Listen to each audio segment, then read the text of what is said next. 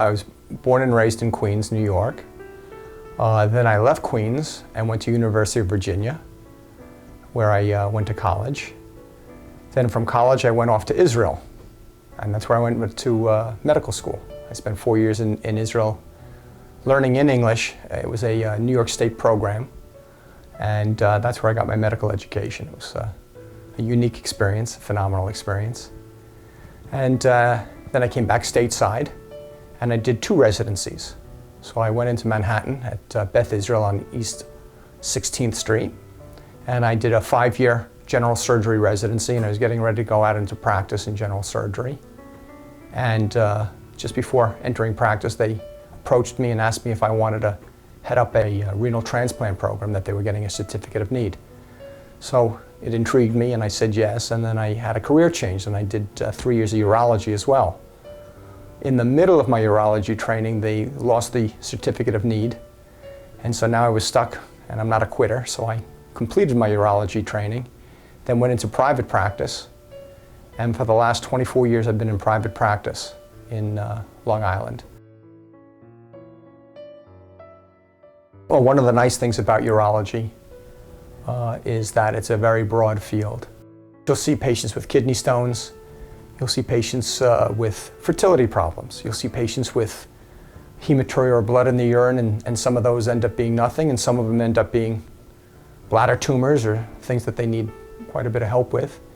And then on the other spectrum, you'll see people with difficulty having erections, or having recurrent bladder infections or urinary problems in terms of leakage. So it's a very, very broad field, and that sort of keeps the day interesting. You're not pigeonholed into one aspect of medicine. It's a quite vast, very expansive field, including prostate problems for men and prostate cancer. Prostate cancer is the #1 cause of cancer in men in this country. So we see quite a bit of it. The patients obviously are paramount. I don't think any physician goes into medicine, and if they had a pick list on 5 reasons they go into medicine, I think if it's not one, it's 2 or 3, but the top 3 reasons is you want to help patients. I mean, that's what it's all about. Looking for that need to help patients, and also receiving that feedback in return, which is when the patient says to you something like, go see Dr. Rose, or go see this doctor, or Dr. Rose helped me with my, and then fill in the blank. That's a home run.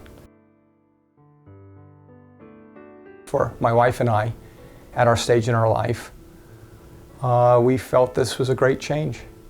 Different pace, different approach, not having the tax burden and the utility bills, and just a nice switch.